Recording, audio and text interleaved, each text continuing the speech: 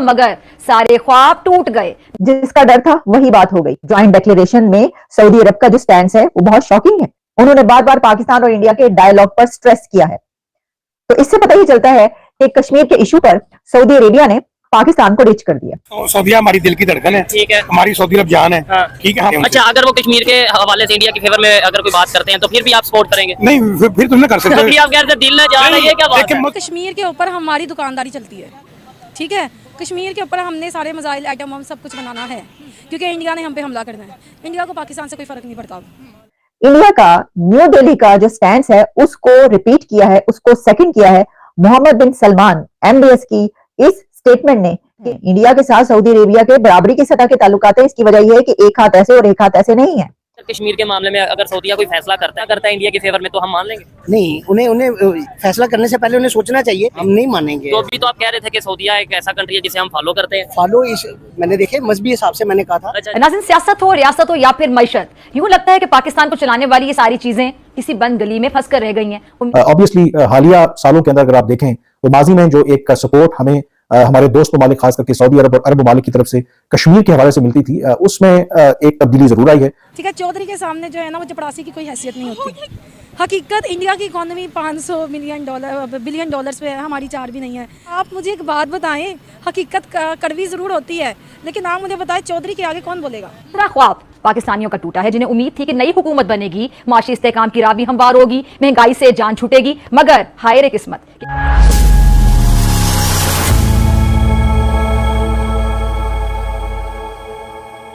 नमस्कार दोस्तों, सऊदी अरब की यात्रा पर पहुंचे पाकिस्तान के प्रधानमंत्री शहबाज शरीफ को उस समय झटका मिला जब सऊदी अरब के प्रधानमंत्री मोहम्मद बिन सलमान ने जॉइंट स्टेटमेंट में कश्मीर के मुद्दे को भारत और पाकिस्तान का द्विपक्षीय बताया।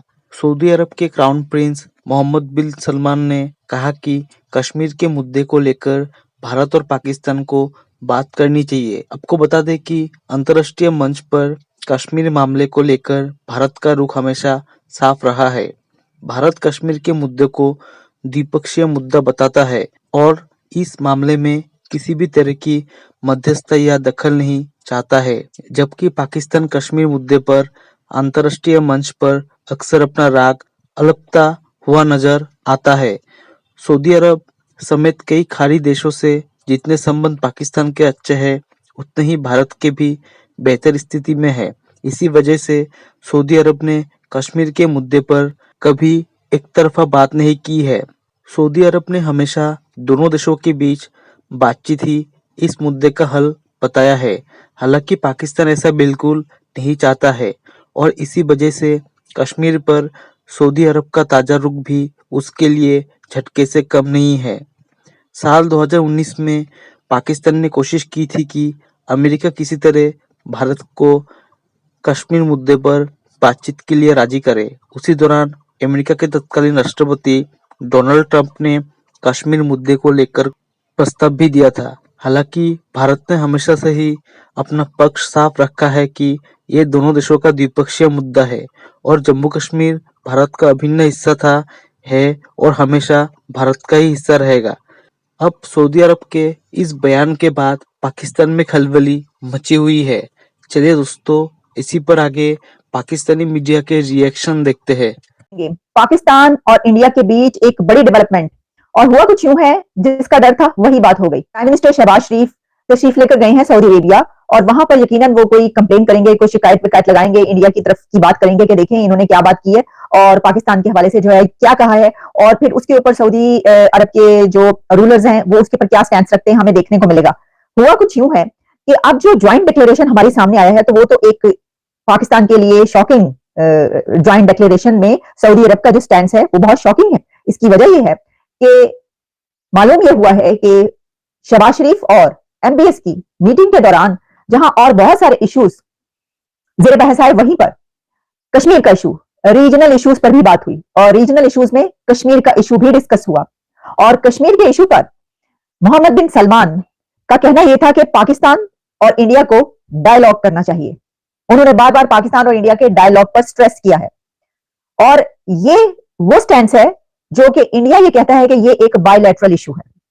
तो इससे पता ही चलता है कि कश्मीर के इशू पर सऊदी अरेबिया ने पाकिस्तान को रिच कर दिया।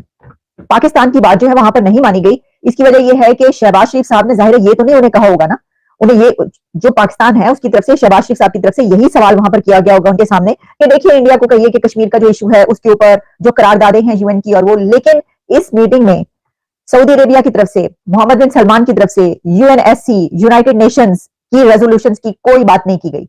जो स्टैंड पाकिस्तान का है, पाकिस्तान का तो देखिए वो स्टैंड है ना कि ये जो रेजोल्यूशन है यूनाइटेड नेशंस की रेजोल्यूशंस के हिसाब से ये किया जाए, यूएनएससी में मामला लेकर जाए, ये किया जाए, जो हमारा हमेशा से जो एक स्टैंड पाकिस्तान का रहा है। इंडिया का न्यू दिल्ली का जो स्टैंड है उसको रिपीट किया है, उसको सेकंड किया है मोहम्मद बिन सलमान एमबीएस की इस स्टेटमेंट ने कि पाकिस्तान और इंडिया के बीच के जो डिस्प्यूट्स हैं उसको डायलॉग के जरिए हल किया जाए। तो उन्होंने यूएनएससी का नाम नहीं लिया, उन्होंने यूनाइटेड नेशंस का नाम नहीं लिया, उन्होंने तो मतलब एक छुट्टी करा दी। अगर देखा जाए तो उन्होंने साफ साफ ये कह दिया कि भाई ये आप जो है इसके ऊपर अपना वो अब चेंज करें। इसकी वजह देखिए साफ साफ बात है, मैंने आपको पहले ही कहा था, आप मेरा जरा पिछला प्रोग्राम उठाकर देखिए, शहबाज शरीफ जब वहां पर गए और मैंने कहा कि ये पाकिस्तान के प्राइम मिनिस्टर वहां पर गए हैं, ये सारी बातचीत होगी और यकीनन ये बात भी होगी, तो उन्होंने वो जो बात की है या नहीं की, यानी हो सकता है कि वो भी बात की हो कि इंडिया की तरफ से तो देखिए राजनाथ सिंह साहब ने कहा कि घुस के मारेंगे, तो उसके ऊपर भी फिर उन्होंने इसका मतलब कोई जवाब नहीं दिया।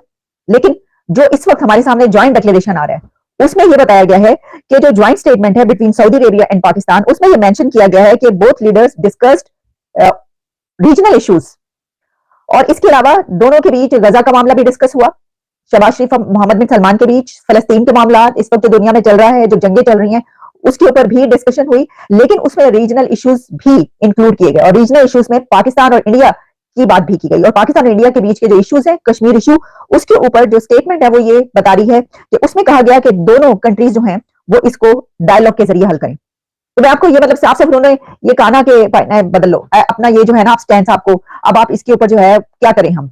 और अगर आपको याद हो मैंने यही कहा था कि कैसे हो सकता है कि सऊदी अरेबिया जो है वो इंडिया के बजाय पाकिस्तान को सपोर्ट कर दे।